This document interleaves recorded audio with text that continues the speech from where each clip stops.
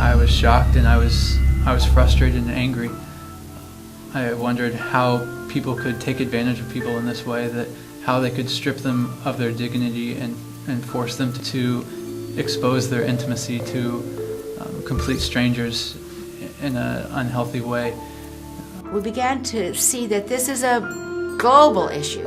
It isn't just in Cambodia and Thailand as most people think, but it is a U.S. issue. When I turned 12 years old, I started street prostitution. I had a pimp.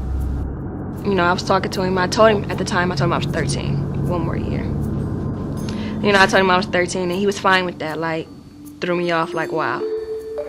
It was the things that he said were things that I've never felt before. I actually felt like I was loved by somebody for the first time. And I put all of my trust and all of my faith in him. And the way that he got me was he told me, let's go for a ride. I got to pick something up in Indianapolis. And he said we were coming back that night. So I drove with him out to Indianapolis. And when we got out there, that's when he told me we weren't going back. I think it does happen. In almost every big city we have found cases.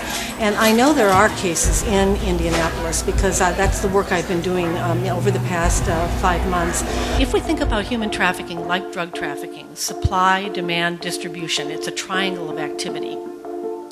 We have spent a lot of time now on the supply side. We're building shelters, we're setting up services. The Trafficking Victims Protection Act is just that. It's an act to protect victims. And so we've spent time addressing that aspect of the problem, the supply side. We're spending time on the distribution side. Those are the traffickers. They're doing this for the money. They're in this for the money, and we're prosecuting them whenever we can find them and to the full extent of the law.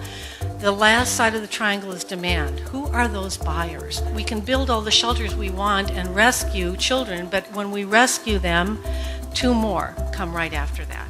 And so it's just a constant mop-up job unless we get to the root of the problem and cut it off at the knees. This is an issue that is right under our eyes. And I think then of these innocent, bleeding children that are right here, and young people, and older people.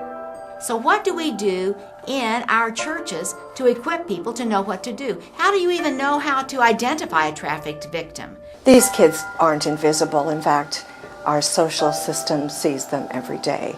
The justice system, they're brought before and charged with a crime. Child welfare or child protection, who is there to protect them, they're brought as a bad kid or a throwaway or runaway. People working on the streets, crisis pregnancy centers, we're seeing them every day. We're just misidentifying them.